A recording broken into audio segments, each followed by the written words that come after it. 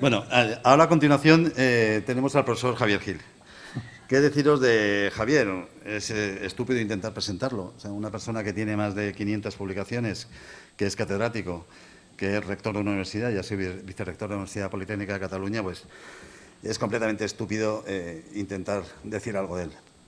Pero sí que a nivel personal sí que me gustaría decir algunas cosas.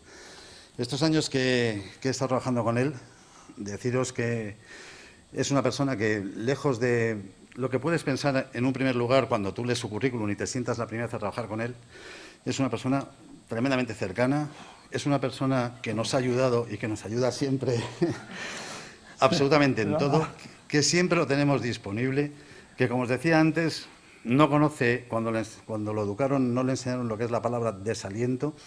Siempre que hay algún problema en el que todos nos caemos y todos salimos protestando y tal, él siempre encuentra una salida, siempre encuentra algo que tengamos que hacer y que podamos hacer para poder solucionar los problemas. Y deciros que estos 8 años ha sido para mí, desde luego, un auténtico placer el haberlo conocido como persona y, desde luego, como maestro. Profesor. Bueno, muchas gracias. Muchas gracias. Gracias, Mariano. Bueno. Buenas tardes. Yo voy a intentar explicarles un poco, quizás con un poco más detalle y un poco más, pues, esta nueva superficie, ¿no? Y la innovación que tiene en el mundo del implante, ¿no? ¿Dónde está en estos momentos la frontera del conocimiento en el tema de superficies, ¿no? Y en el tema de todo el tema de la osteointegración, que es tan importante, ¿no? Realmente esto es una historia muy larga, ¿eh? Yo me acuerdo que yo pude tener la suerte de estar en Cambridge con el profesor William Bonfield y me decía, no, mira, un biomaterial para poderse implantar son 15 años, o sea, un fármaco es mucho más, pero 15 años, más o menos. A mí me parecía una eternidad. Para avance tecnológico 15 años es mucho, ¿no? Y él, bueno, hizo un hueso, era un hueso que se llamaba el Hapex, que era HA, era de hidroxapatita, que le ponía polietileno y los colocaba en el oído y bueno, tuvo mucho éxito. Pero tardó 15 años, ¿no? Y realmente yo, ahora que sumaba los años, o cuando esto salió adelante, pues realmente han sido 15 años, ¿no? Y 15 años, pues, de un trabajo, pues, muy intenso y con muchos problemas a veces y de incomprensiones, ¿no? Como fue, pues, el hacer un implante antes de shot blasted o granallado. Bueno, yo no salía lapidado de algunos tarimas por milagro, porque era todo electropulido. Había mucho dogma, ¿no?, en la implantología, y luego yo creo que el avance científico yo creo que ha ido mejorando, ¿no? Entonces esto, pues, hombre, empezamos con la tesis doctoral de Conrado Aparicio, que fue discípulo mío, tengo el honor de haber trabajado con él, ahora es el director del Minnesota Dental Research Center, uno de los principales centros, es ingeniero de materiales, pero está en este centro, en la Facultad de Odontología, en la School of Dentistry, y es un hombre, pues, y con él empezamos la tesis doctoral. Esto sale de que en un artículo de un Journal of Inorganic Chemistry, de química inorgánica, un japonés, Takeo Kokubo, elabora un proceso en el cual reacciona titanio y los metales de la serie D, que se llama, de los metales de transición, una reacción que provoca que el óxido de titanio, que es muy estable, produzca unas sales que son los titanatos sódicos, ¿no? Entonces nosotros, pues dijimos, es la manera de que un implante podamos poner un material que sea bioactivo, pero no como un recubrimiento, porque no se acuerdan ustedes, pero hubo unos implantes dentales que eran por plasma spray de hidroxapatita que fueron un absoluto fracaso, ¿eh? Y entonces toda la implantología se volvió en contra de la bioactividad, dado el peligro que había, ¿no? Bueno, todo eso fue progresando, hicimos ya, pues empezamos a conseguir, y todo esto fue de la mano de Klöckner. ¿Por qué? Porque es la empresa que yo he visto que la investigación no lo pone en la columna de gasto, lo pone en inversión. Es decir, creyeron y la mayoría de cosas no iban, pero confiaron en nosotros. Y pudimos continuar trabajando sin ver ningún fruto. Esto es la gran ventaja. Esto es lo que nosotros tenemos que agradecer a Klöckner, ¿no? Es decir, no veían ningún fruto, veían unos tíos locos aquí, el titanato sódico, el sodio que se va y el calcio que viene, pero bueno, ¿y yo qué vendo, no? O sea, claro, yo también tenía unos problemas cuando venía, ¿no? Es decir, ostras, ¿qué hacemos, no? Y entonces, bueno, pues esto pues llegamos a obtenerlo y pusimos en animales, lo pusimos en carga inmediata y vimos que funcionaba.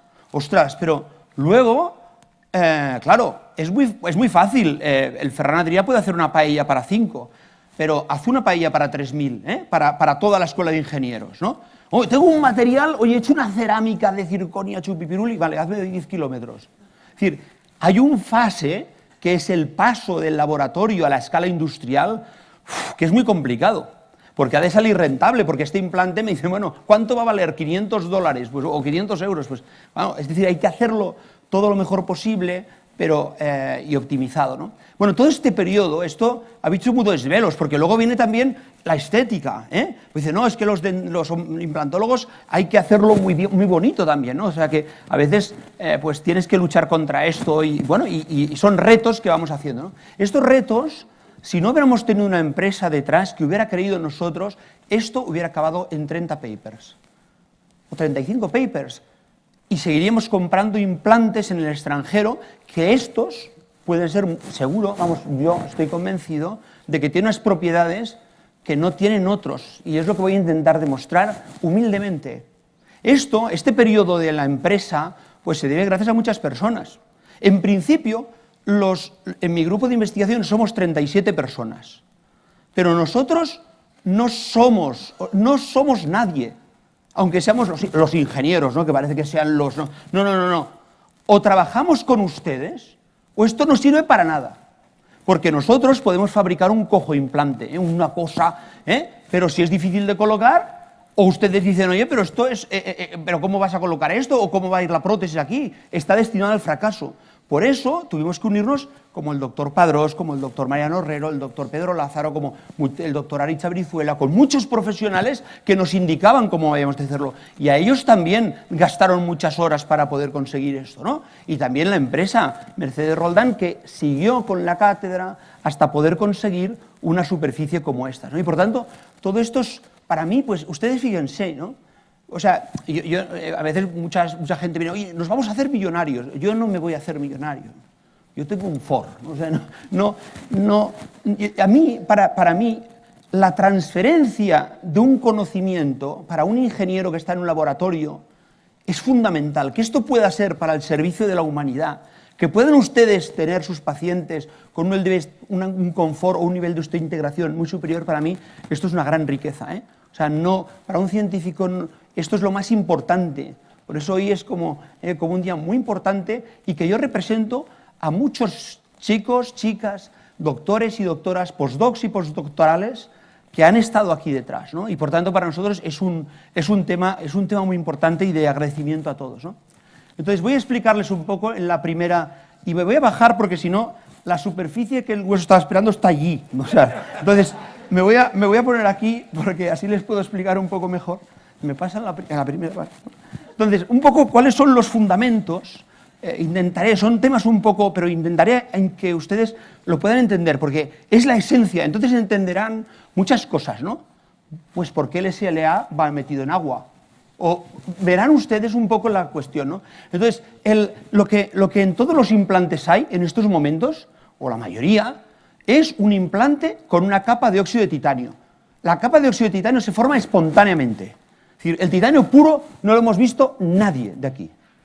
Siempre es óxido de titanio, como el aluminio, siempre es un óxido de aluminio. Es tan reactivo el titanio que siempre hay una capa protectora como la que ustedes ven aquí.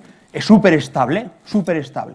Esto va muy bien, ¿eh? Por eso los implantes se pueden aplicar, porque es muy resistente a la corrosión. Claro, el óxido evita la corrosión. ¿Cómo lo vas a oxidar si ya está oxidado? La capa actúa como un forro, como un Iron Fix, ¿no? Como un forro de los libros. Ahora estoy bastante obsesionado me pasé 2 tardes forrando libros, ¿no? Bueno, entonces, la mejora de la corrosión, la limpieza, cuando tú le pones un ácido, o le pones, pues ahí no, ni hay bacterias, ni cadáveres de bacterias. Ahí pues, se acabó, o sea, muerte por ataque ácido, ¿no? Y luego también los iones de titanio. Los iones, claro, cualquier metal que está en el organismo, los iones se van al medio. No sabemos muy bien todavía cuál es el efecto, pero lo que hacemos es que por si acaso nosotros se coloca una barrera de óxido de titanio para proteger también la liberación de iones. Esta fue la primera fotografía que hubo, y en esto que pudimos desarrollarlo, la primera fotografía de la capa de óxido de titanio, que es la que protege del resto de material. El color es falso, es de color blanco, pero lo pusimos para destacar una imagen de microscopía electrónica Berrido que tuvimos la ocasión de publicarlo, ¿no? Entonces, ¿qué es lo que pasa? ¿Qué es lo que pasa cuando nosotros colocamos un implante en boca? Lo primero es la hidratación, la mojabilidad. ¿Cómo moja? Fundamental. Este es un tema fundamental. Es la primera etapa que va a ocurrir. Entonces, se dice, oye, ha de ser un material superhidrofílico. Es superhidrofílico, no lo compren. Fracasará. Ya les explicaré por qué. Bueno, excepto las bacterias, porque a las bacterias les interesa mucho el tema del agua, ¿no? Pero ya lo verán. Entonces, luego, la segunda etapa, cuando está mojado con sangre, lo que ocurre es que hay una absorción inespecífica de proteínas. Es decir, la sangre tiene muchas proteínas y entonces van a detectar por absorción, se hincan, se enlazan con la superficie del metal. ¡Hala! Hay proteínas como el fibrinógeno, que será un potenciador del tejido de los fibroblastos. No interesa. No interesa. ¿Pero cuál interesa? La fibronectina, que es la proteína precursora del osteoblasto. Y hay muchas. Entonces, aquí está otro kit de la cuestión. El que quitar este IN. ¿Podemos hacer una mojabilidad y una absorción proteica selectiva que solo coja la fibronectina para evitar el tejido blando? Esto lo podemos conseguir. Y ahora explicaremos por qué. Por la parte de la topografía, por el potencial eléctrico que tiene la superficie. Esto es el kit de la cuestión. Si esto lo garantizamos, ya nosotros, viendo el estudio de proteínas que se absorben, podemos decir si ese implante osteointegrará o no. O cómo osteointegrará. ¿Qué nivel de hueso vamos a tener? Solo por la cantidad de proteína que vamos a tener. Y luego ya viene, claro, cuando ya las proteínas van, entonces van las citoquinas. Los mensajeros dicen, osteoblastos, venid aquí, que hay una fibronectina que tiene la secuencia peptídica que os interesa. Y entonces provoca una migración de células dependiendo de las proteínas que están absorbidas en superficie. Las proteínas se adhieren, se proliferan y se diferencian y entonces ya provoca el tejido. Esta es la secuencia. Esta es la secuencia. Entonces, lo primero es, en la interacción del titanio con el sistema biológico, es la hidratación. Entonces, ¿por qué es tan importante la hidratación? Pues porque las proteínas tienen que absorberse. Y ahora les explicaré. Pero para esto, ¿de qué depende la mojabilidad? De la topografía. La topografía es un elemento fundamental, no solamente para los osteoblastos, no, para las proteínas, sino para los osteoblastos, o para los fibroblastos, o para las bacterias. Las bacterias, los osteoblastos, los fibroblastos son sensibles a la topografía que tienen, a la rugosidad que tienen. Si nosotros tenemos una rugosidad SA muy grande, aquí los osteoblastos no quedan acomodados. O si son demasiado finos, pues la adhesión es mucho más pequeña. Entonces, hay una separación. Los fibroblastos tienen una topografía determinada, las bacterias también. Entonces, es optimizar cuál es la rugosidad.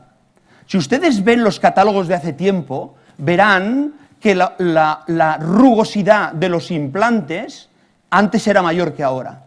¿Por qué? Porque antes nosotros, tener una rugosidad, por ejemplo, de 2 a 4 era lo mejor para el osteoblasto. Pero ¿qué ocurre? Que para la bacteria también. Hay un margen en el cual la bacteria se siente muy incómoda, que son del 1,3 al 2, al 2,5. Y por tanto ese es el óptimo, porque es el mejor para el osteoblasto y el peor para la bacteria. Esto es un conocimiento que se va destacando. Por lo tanto, la optimización de la rugosidad es muy importante. Y la optimización de la rugosidad solo se consigue para el osteoblasto con el granallado. Solamente. No hay otra técnica. Puedes hacerlo por láser si quieres, pero es carísimo. Pero el ataque ácido no da suficiente rugosidad.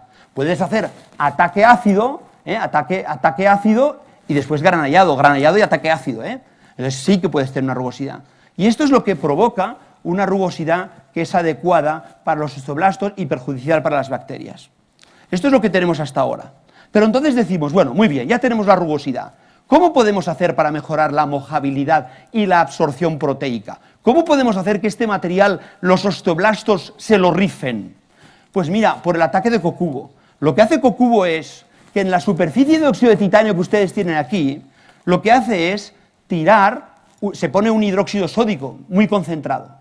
El hidróxido sódico, que es una base muy fuerte, reacciona con el TiO2 y da una superficie que es esta sal, que se llama titanato sódico. Es decir, el TiO2, una parte más superficial, forma el titanato sódico. Y aquí tenemos la clave. Todas las sales de sodio son solubles. El cloruro sódico, el bicarbonato sódico, los carbonatos sódicos, todos son solubles. Por lo tanto, si yo tengo una sal soluble como esta, el sodio se me va. En el agua de la reacción, en la disolución, el sodio se me va. Si el sodio positivo se va, la superficie queda con carga negativa. Está totalmente cargada negativa. Con lo cual, ya me avisa que voy a tener un potencial en superficie que va a ser negativo. Y aquí está el kit de la cuestión. Porque la fibronectina, que es la proteína progenitora del hueso, la de los osteoblastos, necesita carga negativa, por cargas electrostáticas. Con lo cual, la fibronectina irá disparada a intentar absorberse en la parte negativa. Y la fibronectina, que veremos después, tiene una secuencia peptídica que es el RGD, unos péptidos que cuando los citoquinas lo ven inmediatamente, llaman a los osteoblastos para que acudan allí, porque hay un enlace muy preferencial. Esta es un poco la cuestión. Pero voy a detenerme un poco en alguna cosa, ¿no? Esta es la superficie que queda cuando hacemos el hidróxido sódico. Esta es la superficie que antes era óxido de titanio y ahora es un titanato, porque el sodio se nos ha ido con el agua. El S-Active no es más que un gran hallado, un ataque ácido, y entonces tiene una carga negativa. Para que el S-Active no se le vaya la carga negativa con los hidrocarburos, lo que hacen es tirar un chorro de nitrógeno. Al haber nitrógeno, que es un elemento muy estable, no permiten que la carga negativa reaccione con nada. Y por eso se coloca inmerso en un disolvente polar como es el agua. Yo he oído hablar aquí que había agua con proteínas, ya es H2O. Lo máximo agua bendita, pero no hay más. O sea, es H2O que protege que la carga negativa se vaya con otras, ¿no? Entonces, claro, el S-Active, tú cuando sacas tienes una carga negativa, pero lo has de colocar enseguida, porque si no vas a perder mucha eficacia en el tema de que se va a perder la carga negativa, ¿no? Aquí no, aquí la tenemos fija, aquí la tenemos así, ¿no? Entonces, aquí viene la parte de la mojabilidad, y aquí hay siempre hay un error. Una cosa es lo que ha mostrado Jordi, eso se llama capilaridad o absorción de agua, o que absorbe muy bien, pero otra cosa es la mojabilidad. La mojabilidad es el ángulo que tiene esta gota de líquido. Entonces, cuando es superhidrofílico, esto prácticamente es plano. Allí no se puede absorber ninguna proteína, porque la proteína necesita espacio para colocarse. Las proteínas tienen una dimensión y por tanto lo que tienen que hacer es poder girar para absorberse. Si es superhidrofílico no tienen posibilidad. Esta es una de las cuestiones, pero es que además la superhidrofilia lo que provocaría una superficie superhidrofílica o hidrofílica o muy hidrofílica, lo que provoca es la aparición de bacterias. Porque necesitan agua. Entonces, aquí es uno de los problemas. Entonces, ¿qué observamos? Pues que cuando nosotros tiramos una gota de sangre al contacto es así. Ahora, ¿qué ocurre? Una cosa curiosísima cuando lo vimos, ¿no? Y al principio no lo entendíamos. Tú tiras una gota de agua en una superficie y es constante. Si no se evapora, es constante. Los materiales tienen un grado de mojabilidad. Tú tiras una gota en un granito, sabes qué ángulo tienes. Tiras una gota en un nogal y sabes qué ángulo tienes. Sin embargo, en un implante con esta superficie, lo que ocurre es que, esto es contact angle, los ángulos van disminuyendo. Se va haciendo más hidrofílico con el tiempo. Ostras, ¿por qué se hace más hidrofílico? ¿No tendría que ser constante? No, porque la gota lo que hace es que aquí tiene proteínas, pero está anclando las proteínas en el titanio, con lo cual la naturaleza del líquido está cambiando y por eso el ángulo de contacto cambia. O sea, que tenemos estructuras que evolucionan desde este punto hasta este punto, ¿eh? Por tanto, esto quiere decir que las proteínas se nos han anclado, se nos han unido allí, ¿no? Entonces, oye, ¿qué proteínas son las que se han unido? ¡Ostras! Pues todo esto de la absorción de proteínas son por carga eléctrica, lo que denominamos el potencial Z. Funciona como enlaces iónicos, positivo se une a negativo. Si yo tengo todo carga negativa porque el sodio positivo se me ha ido de la superficie, voy a que esta, que es la fibronectina, con sus secuencias RGD, esto se enlace, se absorba en la superficie. Y cuando yo tengo esta proteína absorbida en la superficie, ya se ocupan los mensajeros celulares de traer a los osteoblastos y evitar que los fibroblastos vengan. Este es el mecanismo que provoca la gran migración de osteoblastos a este tipo de superficie. ¿Y cómo lo podemos demostrar? Pues por equipos como estos que nos permiten ver la absorción de proteínas. Yo tengo aquí 5 superficies. La más luminiscente es la que no ha absorbido. Y aquí observo que la que me ha absorbido es esta que denominamos A6, que es con esa rugosidad, y la que se ha absorbido es la fibronectina, que es la que no tenía señalización, no tenía fluorescencia, ¿no? Y por tanto yo puedo determinar, o puedo saber, luego hay otros equipos que permiten saber cuál es la naturaleza de las proteínas, ¿no? Con lo cual yo aquí ya puedo garantizar que este material será mucho más osteointegrador, porque los huesos a los osteoblastos le encantará, porque tendrá mucha más fibronectina en superficie, ¿no? Y esto es, hemos convertido la superficie en una superficie de absorción proteica, pero selectiva, que vayan las que nos interesan, Entonces, luego viene la adhesión celular. Cuando ya tenemos esto, ya el proceso continúa, la adhesión celular, que esto ya ocurre de minutos a días. Bueno, se ve efectivamente pues, que a rugosidad creciente y con esta superficie es la que más cantidad de células tenemos, etcétera, ¿no? Pero además del mecanismo de absorción de proteínas, hay otro. Porque resulta que cuando nosotros colocamos el implante, es verdad que va la fibronectina, pero todavía queda mucha carga negativa. ¿Quién ocupa el lugar del sodio positivo? Si tenemos una superficie con una carga negativa, porque el sodio se ha ido, está cargado negativamente. ¿Qué catión, qué positivo tenemos? El calcio 2+. Y el calcio 2+ va inmediatamente a la superficie. Pero uno es el sodio 1+ y otro es el calcio 2+. Por tanto, ahora hay un exceso de carga positiva, porque el calcio es bivalente. ¿Qué aniones con carga negativa pueden ir para allá? Los fosfatos. Calcio, fosfato. No hay una electroneutralidad y por principios de termodinámica, el material más estable es el electroneutro. Por tanto, este desfase en las cargas positivas de los cationes provoca la aparición de fosfatos de calcio, de apatita, con el mismo contenido mineral que el hueso, y el que lo fabrica es el hueso, no el implante. Cuando nosotros observamos en el microscopio electrónico de barrido, es un microscopio electrónico ambiental, que podemos ver las reacciones en vivo, y lo que observamos es lo siguiente, que al poco tiempo, esto sería el titanato sódico, se observan estos coágulos, eso es un fosfato de calcio, lo que llamamos coliflores. En muchas literaturas científicas llaman las cauliflowers, que son las apatitas, que es un material cristalino. No es un amorfo, no es un vidrio, es un material cristalino del mismo contenido mineral que el hueso y con la misma estructura cristalina que el hueso. Por tanto, el osteoblasto lo reconocerá como amigo. Entonces, fíjense ustedes que lo más interesante es que ¿dónde se forman los primeros núcleos? Cuando vimos aparecer los primeros núcleos, ¿dónde se forman? En las cavernas, en las zonas de la rugosidad, que son cavernas. ¿Por qué? Porque la concentración negativa es mayor. Hay más superficie, hay más cantidad. Por eso se forman ahí los primeros cristales de apatita. Esto, con el tiempo, toda la superficie se forma un fosfato de calcio, rellena de fibronectina. Y esto lo podemos determinar por los rayos X. podemos determinar que es la patita y es cristalina, porque tiene los picos cristalinos de la patita. Si nosotros, tenía que haberlo hecho, pero si nosotros sobrepusiéramos en este diagrama de la patita los picos que son de la patita, serían iguales que los del hueso.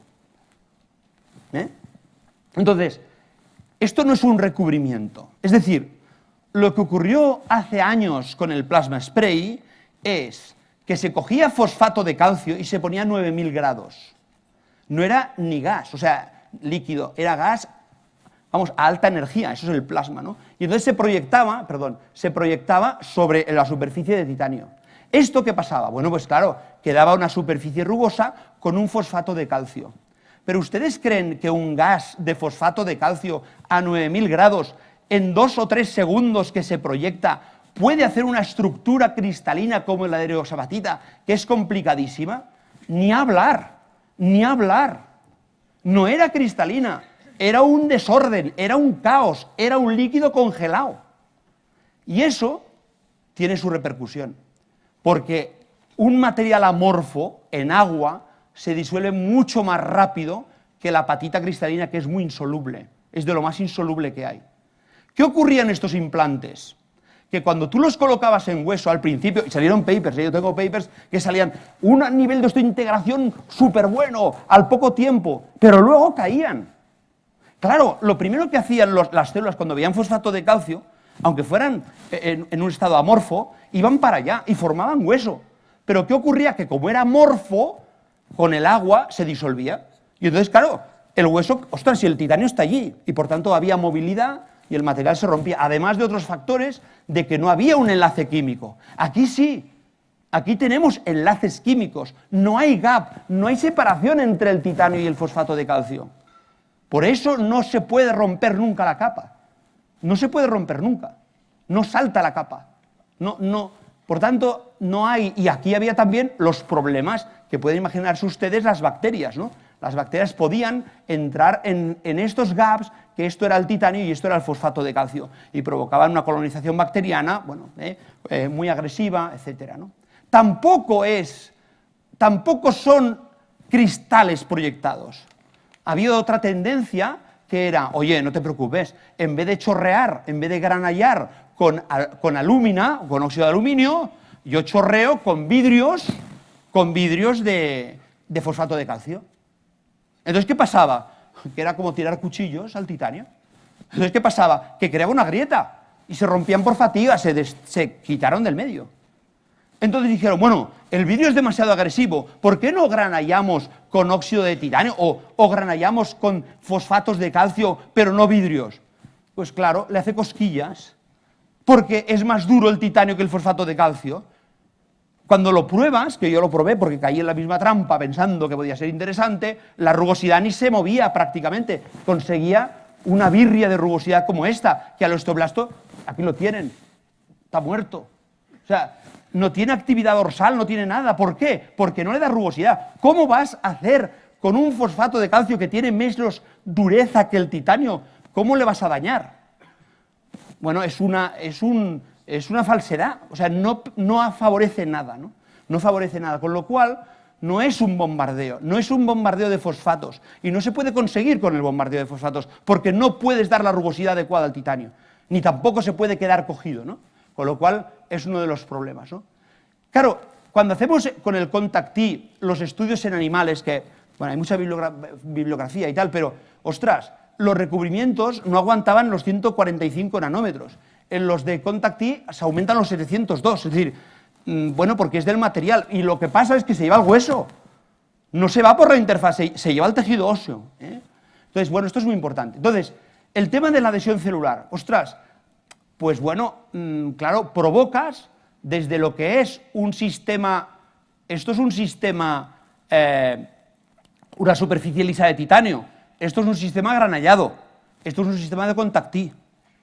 El número de células es mayor en el mismo tiempo, pero hay otro factor muy importante en biología celular, que es la extensión celular,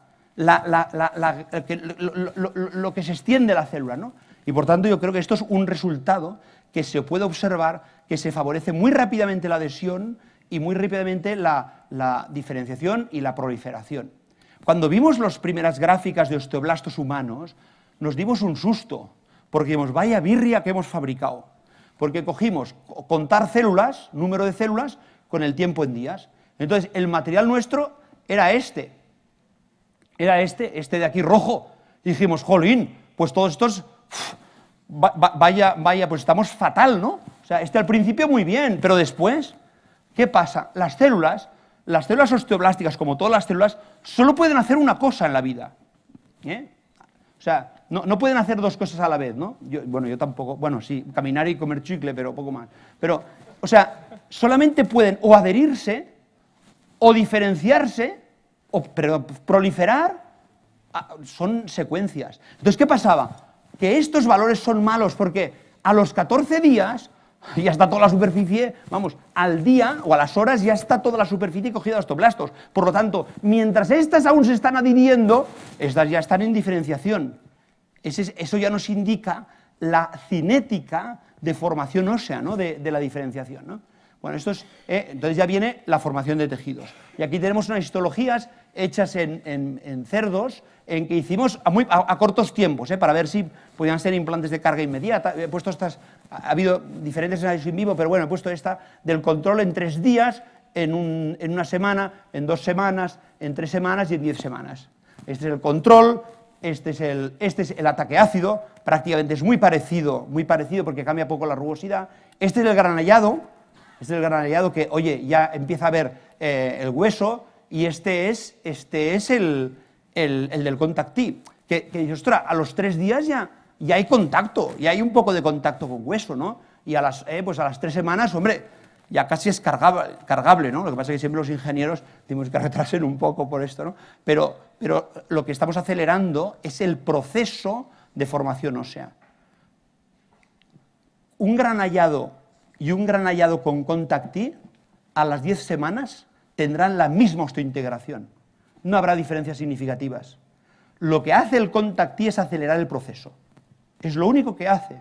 Pero tienes que a 2 semanas o a 3 semanas ya tienes un nivel de carga o un nivel de hueso que te permite la posibilidad de cargar. Y esto está publicado aquí en el Clinical Oral Investigation y en el COIR, en el cual se observa, esto es control, ataque ácido, granellado y contact T, pues que se ve, claro, la diferencia, por ejemplo, a las 2 semanas de formación de hueso ya es muy elevada, ¿no? Y por tanto ya tienes un proceso en los cuales podías cargar. Facilita la osteointegración. Claro, esta diapositiva o esta imagen también sugiere una cosa, ¿no? Ostras, aquí, ¿de dónde ha nacido el hueso? Porque el hueso viejo está aquí. Aquí ha nacido el hueso desde la superficie. ¿Podemos decir que es una superficie osteoinductiva que induce la formación de hueso, que conduce la formación de hueso? Bueno, tenemos 2 niveles de crecimiento, uno del viejo al nuevo y otro, importantísimo, de la superficie que genera hueso.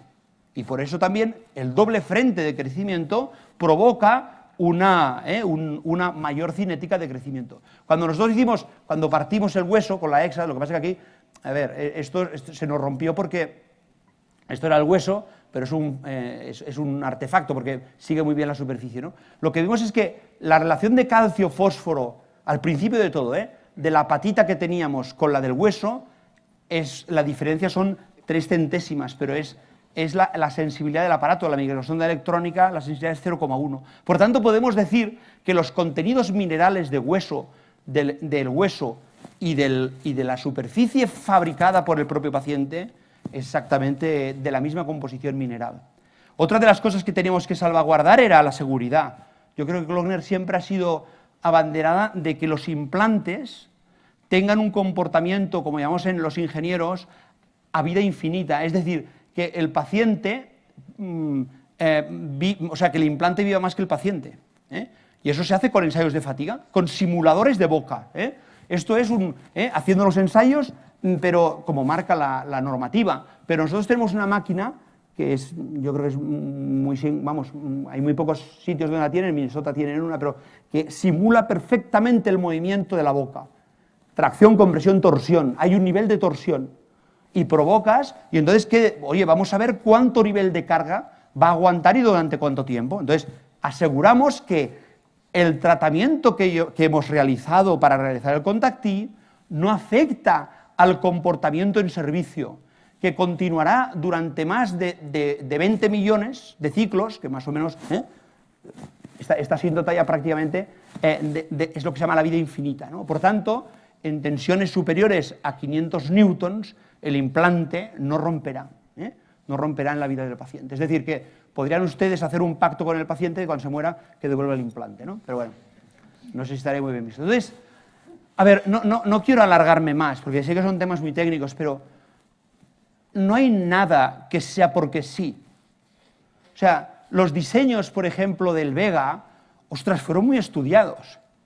A veces es muy difícil estudiar, porque ¿qué diseño? Yo me acuerdo en una tesis doctoral que estaba con Alberson y con Linde, ¿no? Y estaban hablando de los cuellos del ball level, ¿no? De, oye, pero no, pues uno defendía, pues no, ha de ser así, con muchas estrías, no, el otro le contestaba, no, no puede ser con muchas estrías, porque entonces el hueso no cabe, si la separación es de más de 100 micrómetros o de tal, ya no cabe el hueso, y entonces, bueno, ¿y tú qué haces? No, yo lo hago así. Y entonces yo les pregunté, pero ¿lo habéis probado? No, pero yo lo veo, la clínica. Bueno, son dos maestros, son señores que saben muchísimo, pero no lo habían probado, ¿no? Entonces, pues dijo, pues es un tema de investigación genial, ¿no? Entonces le hablé con ellos, pues vamos a probarlo, ¿no? Entonces hicimos diferente, no toca ahora esto, pero el cuello que tiene el Vega no es trivial, es decir, fue estudiado por elementos finitos. Entonces, ¿por qué crece el hueso en las partes superficiales? Crece hueso en las partes superficiales, en parte por la distribución de cargas.